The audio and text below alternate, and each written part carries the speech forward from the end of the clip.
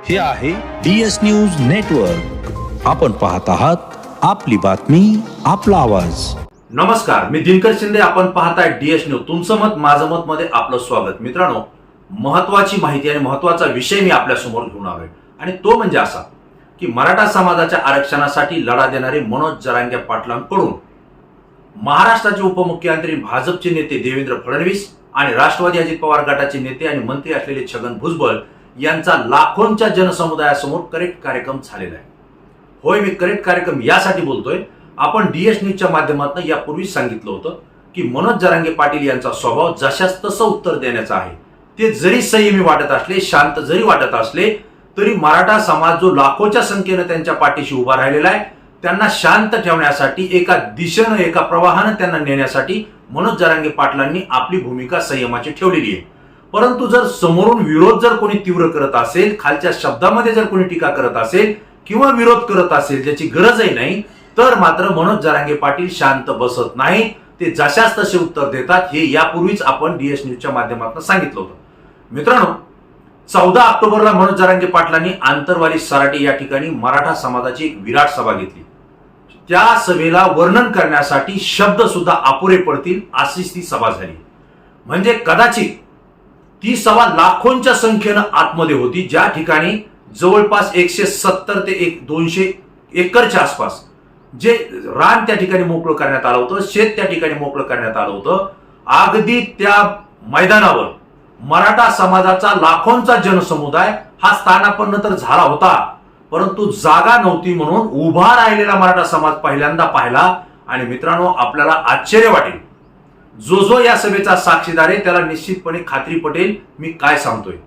जितका मराठा समाज बांधव सभेसाठी त्या 200 एकरच्या जागेवर उभा होता, बसलेला होता, किंबहुना त्यापेक्षा कितीतरी पटीनं मराठा समाज बांधव हे रस्त्यावर होते, बाहेर होते, मिळेल त्या जागेवर ते उभा होते. आणि विशेषतः त्यांना मनोज जरांगे पाटील यांच्या सभेला उपस्थित सुद्धा राहता आलेलं नाही.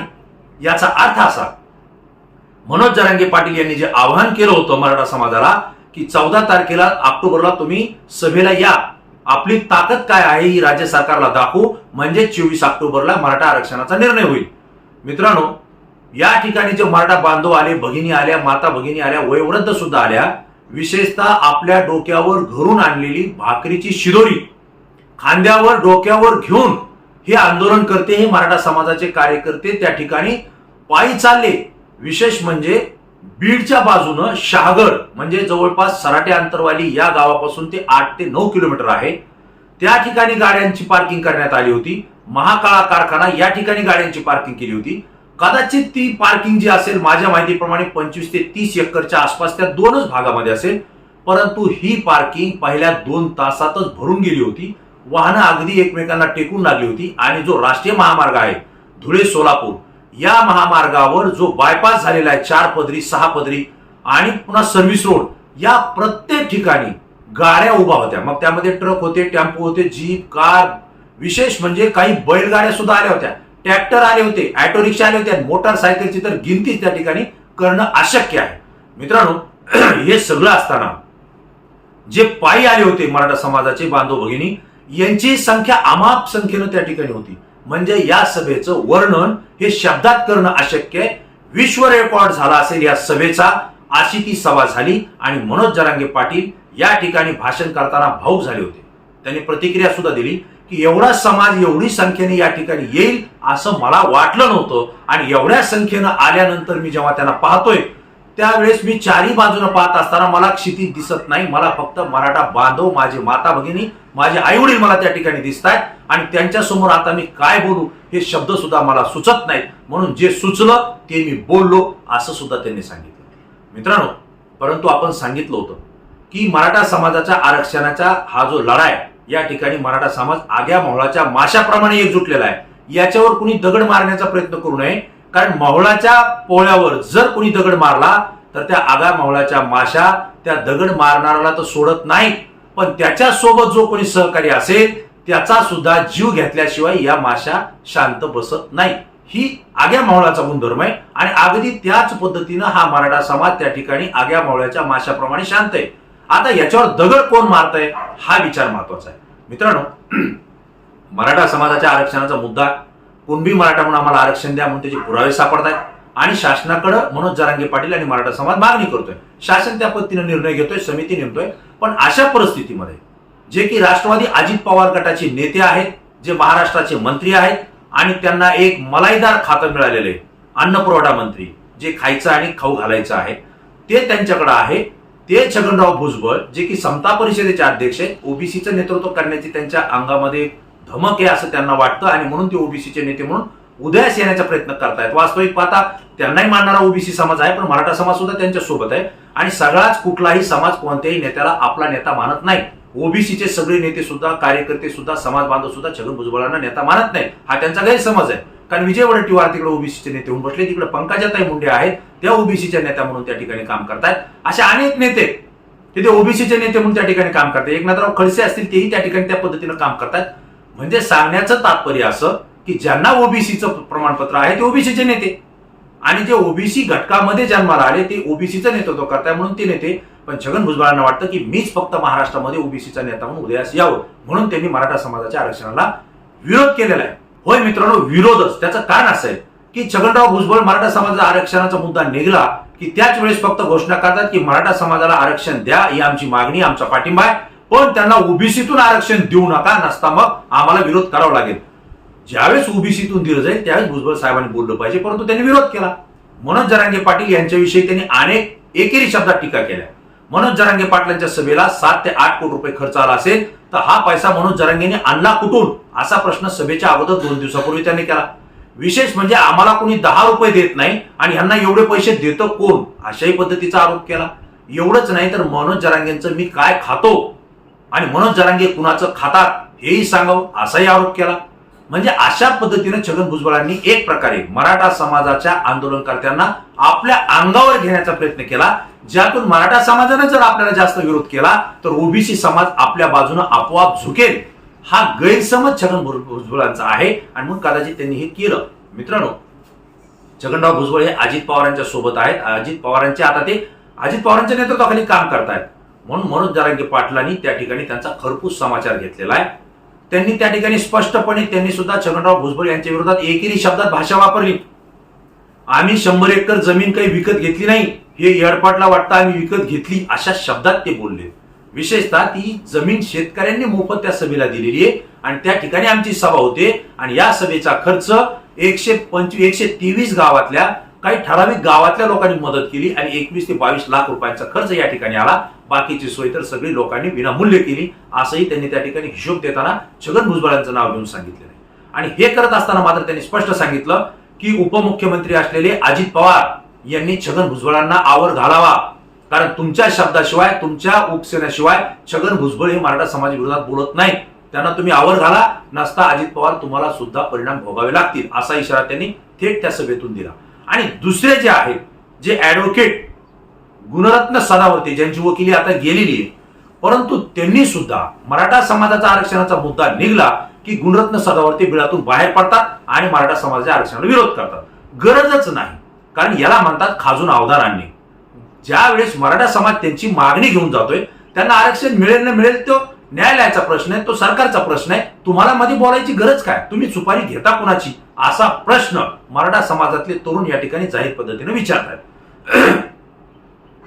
मित्रांनो, वास्तविक पाहता गुणरत्न सदावर्ते हे उपमुख्यमंत्री असलेले भाजपचे नेते एक देवेंद्र फडणवीस यांच्या म्हणण्यानुसार काम करतात, असा त्यांच्यावर आरोप आहे. आणि विशेषतः आपण याच्या पूर्वी सुद्धा पाहिलं, उद्धव ठाकरे ज्यावेळेस मुख्यमंत्री झाले होते, एसटी महामंडळाचा प्रश्न ज्यावेळेस पेटला होता, त्यावेळेस देवेंद्र फडणवीस यांनी जेवढा विरोध केला त्याच पद्धतीचा विरोध गुणरत्न सदावर्तेंनी केला. रस्त्यावर उतरले. एक वकील राहिलेला माणूस, कायदेतज्ञ राहिलेला माणूस, कायद्याचा सल्ला देणारा माणूस आंदोलन करताना आंदोलनकर्त्यांनी कशा पद्धतीचं आंदोलन केलं पाहिजे ही भूमिका सांगतो, परंतु गुणरत्न सदावर्ते मात्र एखाद्या पोरकटपणासारखं आंदोलन त्या ठिकाणी करत होते, घोषणा करत होते, नाचत होते आणि ज्या पद्धतीच्या हातवारे आणि घोषणा ते करत होते, अत्यंत त्यांची प्रतिमा त्या ठिकाणी मलिन झाली आणि त्याच पद्धतीचे अनेक कामं त्यांनी केले. त्यामुळे कदाचित त्यांची वकिली सुद्धा त्या ठिकाणी सध्या तरी रद्द झालेली आहे.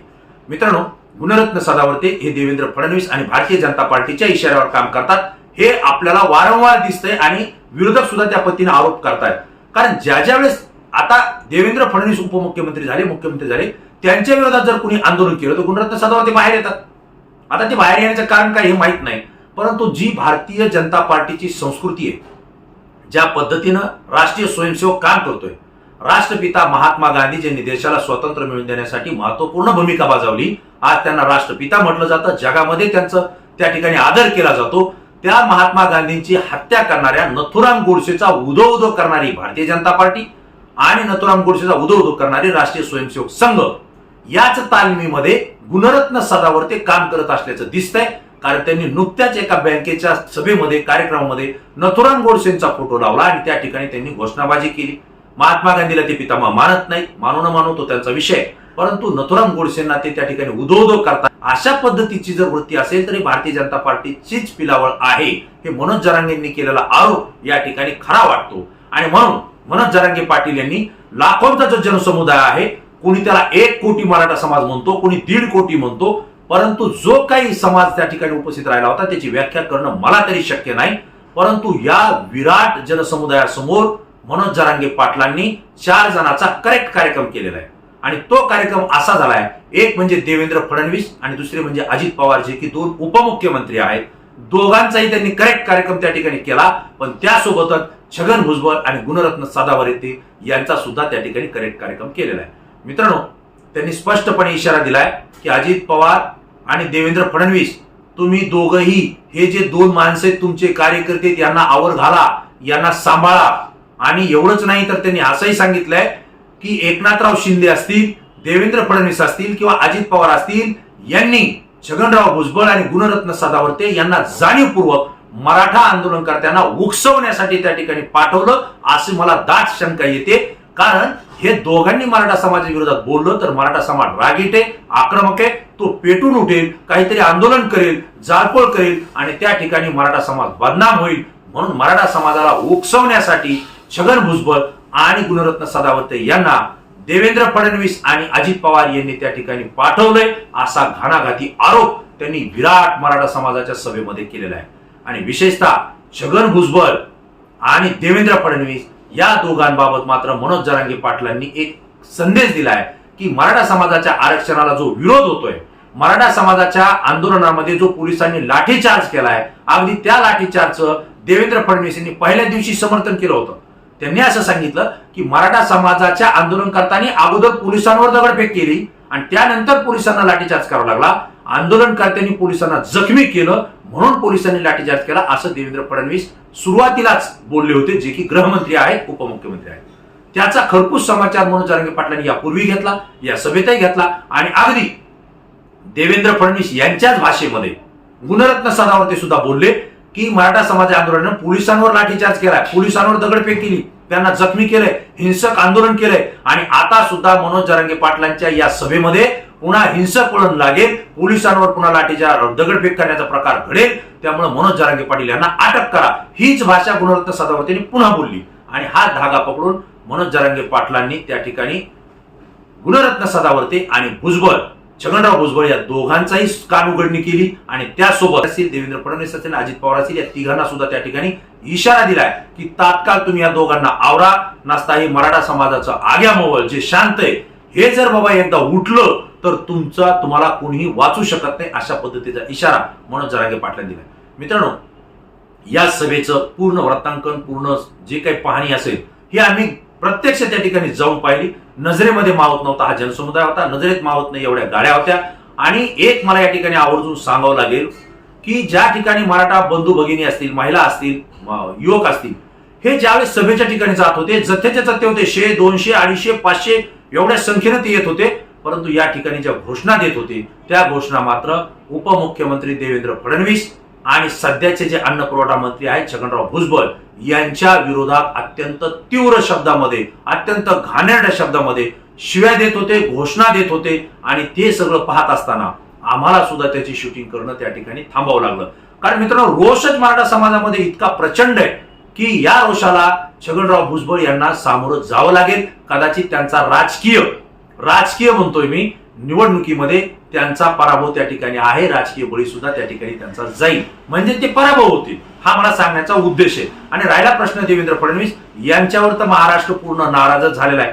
कारण त्यांनी राष्ट्रवादी फोडली, त्यांनी भारतीय जनता पार्टी फोडली आणि भारतीय जनता पार्टीचे जे नेते उभा राहणार होते आमदारकीला लोकसभेला त्या ठिकाणी अजित पवार गट आपल्या सोबत घेऊन पुन्हा त्यांना त्रासदायक त्या ठिकाणी वातावरण केलं, म्हणून भाजपचे नेते त्या ठिकाणी नाराज आहेत, भाजपचे कार्यकर्ते नाराज आहेत. पंकजाताई मुंडेवर यांच्यावर जो काही सध्याचा जो प्रकार घडतोय त्यामध्ये सुद्धा देवेंद्र फडणवीस यांना दोषी मानले जाते आणि त्यांचाही समाज आणि त्यांचा कार्यकर्ता हा फडणवीसवर नाराज आहे. एवढी महाराष्ट्रामध्ये प्रचंड नाराजी असताना हा लाखो करोडोंच्या संख्येने असलेला मराठा समाज हा देवेंद्र फडणवीस यांच्यावर नाराज आहे, परिणामी तो भारतीय जनता पार्टीवर नाराज आहे. म्हणजेच मी यापूर्वी सांगितलं की आगार मावळ्यावर जो दगड मारेल त्याला तर माश्या संपवतात, परंतु त्याच्या सोबत जे असतात त्यांना सुद्धा चावा घेतल्याशिवाय त्या ठिकाणी त्या माश्या गप्प बसत नाही. अगदी तोच प्रकार आता या राजकारणामध्ये आपल्याला पाहायला मिळणार आहे. म्हणजे देवेंद्र फडणवीस आणि त्यांच्या भारतीय जनता पार्टीला तर परिणाम भोगावा लागेल, पण त्यांच्या सोबत जे पक्ष आहेत, मग तो अजित पवारांची राष्ट्रवादी असेल किंवा एकनाथराव शिंदेची शिवसेना असेल, त्यांच्या सुद्धा उमेदवारांना महाराष्ट्रामध्ये याचा परिणाम भोगावा लागेल. ही स्थिती आज आहे. मराठा समाजाला आरक्षण 24 ऑक्टोबर पर्यंत देऊ असं एकनाथराव शिंदे मुख्यमंत्री यांनी तो शब्द दिलेला आहे आणि तो त्यांना पूर्ण करावा लागेल. जर तो शब्द पूर्ण झाला, मराठा समाजाला कुणबीचं आणि ओबीसीचं 50% आरक्षण दिलं तर हा मराठा समाज एकनाथराव शिंदे यांच्याविषयी पॉझिटिव्ह असेल, सकारात्मक असेल आणि त्यांच्या शब्दाला किंमत सुद्धा देईल अशी स्थिती आपल्याला या ठिकाणी पाहायला मिळते. परंतु ही घडामोड कशी घडेल याकडे सुद्धा आपलं लक्ष असेल. परंतु मित्रांनो, आपण जे काही प्रेक्षक आहेत यापैकी कित्येक लाखो प्रेक्षकांनी या सभेचं साक्षीदार झालेलं आहे. ही ऐतिहासिक सभा आहे. कदाचित मनोज जरांगे पाटलांनी यानंतर जरी अशी सभा आयोजित केली किंवा बोलवलं तर इतके लोक जमतील की नाही जमतील ही माझ्या मनामध्ये शंका आहे. परंतु जर पुन्हा मराठा समाज एकवटला तर काही म्हणजे नवल वाटण्याचं कारण नाही, कारण हा एकजूट आलेला आहे. यांना कुठल्या राजकीय पुढाऱ्यांनी गाड्या दिलेल्या नाही, पैसा दिलेला नाही, अक्षरशः स्वतःच्या भाकरी स्वतःच्या खिशातला पैसा घालून त्या ठिकाणी आलेले. ज्यांच्याकडे पैसा नाही ते अगदी पायी त्या ठिकाणी आलेले आणि ज्यांच्याकडे भाकरी सुद्धा सोबत नव्हत्या अशा सगळ्या आंदोलनकर्त्यांना, मराठा समाज बांधवांना प्रत्येक गावामध्ये ठिकठिकाणी मराठा समाज असेल, मुस्लिम समाज असेल, एवढंच काय ओबीसी समाजाचे सुद्धा अनेक कार्यकर्ते, सामाजिक कार्यकर्ते त्या ठिकाणी त्यांनी स्टॉल लावून विनामूल्य नाश्ता, जेवण, पाण्याच्या बॉटल ह्या सुद्धा त्यांनी या आंदोलनकर्त्यांना दिलेल्या आहेत. याची दखल आपल्याला घ्यावी लागेल आणि परिणामी मला आपल्याला या ठिकाणी आवर्जून सांगावं लागतं. मित्रांनो, छगनराव भुजबळ असतील यांच्याविषयीच्या घोषणा मी ऐकल्या, तुम्ही ऐकल्या असतील. देवेंद्र फडणवीस यांच्या विरोधातल्या घोषणा आपण पाहिलेल्या आहेत आणि या सरकारचं करायचं काय, खाली मुंडकं वर पाय अशा पद्धतीच्या ज्या घोषणा दिलेल्या आहेत. मित्रांनो, हा रोष छगनराव भुजबळ असतील, देवेंद्र फडणवीस असतील किंवा भाजप आणि त्यांच्या सोबतचे मित्रपक्ष यांना परवडणारा नाही. म्हणून मनोज जरांगे पाटील आणि मराठा समाजाला डिवचण्याचं काम करू नका, कारण तो समाज शांत आहे. मनोज जरांगे पाटलांनी आव्हान केलंय त्या ठिकाणी करोडो लोकांना की जरी आपल्याला उकसवण्याचा प्रयत्न केला तरी कुणीही उकसू नका, शांततेच्या मार्गाने आपल्याला आंदोलन करायचंय आणि शांततेच्या मार्गानंच आपल्याला आरक्षण मिळवून घ्यायचंय आणि ते मी मिळवून घेणारच. जोपर्यंत आरक्षण मिळवून घेणार नाही तोपर्यंत मी शांत बसणार नाही, तुम्हीही शांत बसू नका. 22 ऑक्टोबरच्या नंतर म्हणजे 22 ऑक्टोबरलाच या पुढची दिशा काय असेल हा संदेश मी त्या दिवशी पत्रकार परिषद घेऊन देईल. मात्र त्यानंतर सरकार मराठ्यांचं आंदोलन थोपू शकणार नाही, सहन करू शकणार नाही असाही इशारा त्यांनी राज्य सरकारला दिलेला आहे. मित्रांनो, ही माहिती, ही घटना मला आपल्यासोबत शेअर करणं महत्वाचं वाटलं. माझ्यासमोर जे प्रश्न आहेत मी आपल्यासमोर उपस्थित केले. मित्रांनो, आपल्यासमोर सुद्धा मी प्रश्न उपस्थित करतोय की मनोज जरांगे पाटलांनी जो काही छगनराव भुजबळ आणि देवेंद्र फडणवीस यांचा करेक्ट कार्यक्रम केला असं माझं मत आहे. आपल्याला काय वाटतं? कारण समाजाच्या समोर एखाद्या नेत्याच्या आणि पक्षाच्या विरोधात अशा पद्धतीची भूमिका मांडणं आणि आपल्या आरक्षणाला कोण विरोध करतंय हे चेहरे नावानिशी त्या ठिकाणी समोर आणणं, याचा परिणाम अजितदादा पवार असतील, एकनाथराव देवेंद्र फडणवीस असतील किंवा भारतीय छगनराव भुजबळ असतील यांना राजकीय दृष्ट्या किती परिणामकारक ठरेल, त्यांच्यावर किती परिणाम होईल याचं उत्तर मला तुमच्याकडून अपेक्षित आहे. राहिला प्रश्न गुणरत्न सदावर्तेंचा, तर त्याविषयी मनोज जरांगे पाटलांनी तो चिल्लर माणूस आहे म्हणून सांगितलंय, त्यामुळे त्याविषयी आपल्याला बोलायचं नाही. कारण जिथं तिथं वाद निर्माण करणं आणि चर्चेत येणं हा गुणधर्म गुणरत्न सदावर्तेंचा आहे. आणि म्हणूनच मनसेचे कार्यकर्ते राज ठाकरेंविषयी बोलल्यानंतर त्यांनी स्पष्ट सांगितलं की गुणरत्न सदावर्ते हा वेडा माणूस आहे, त्यामुळं आपण त्याच्याबद्दल सुद्धा अधिक काही बोलणं गरजेचं नाही. कारण सुद्धा त्याला म्हणायचं ज्यावेळेस एखादा जमाव जमत असेल तर त्याला रोष निर्माण करणारं वक्तव्य न करणं त्याला समजदार म्हणायचं. परंतु रोष निर्माण होऊन काहीतरी उद्रेक होईल असं बोलणं हे वेडेपणाचं लक्षण आहे. हे साध्या माणसालाही समजतं, परंतु त्यांना कसं समजत नाही हाच आपल्या समोरचा प्रश्न आहे. मित्रांनो, ही माहिती आपल्याला कशी वाटली आपण लाईक आणि कॉमेंट्स करून जरूर कळवा. आपल्या कॉमेंट्स या व्हिडिओच्या खाली कमेंट्स बॉक्समध्ये जरूर द्या. तुमच्या प्रतिक्रिया संपूर्ण महाराष्ट्र पाहतोय आणि तुमची प्रतिक्रिया आमच्यासाठी सुद्धा खूप महत्वाची. पुन्हा नवीन विषय नवीन मुद्दा घेऊन आपल्या समोर येईल. तोपर्यंत धन्यवाद.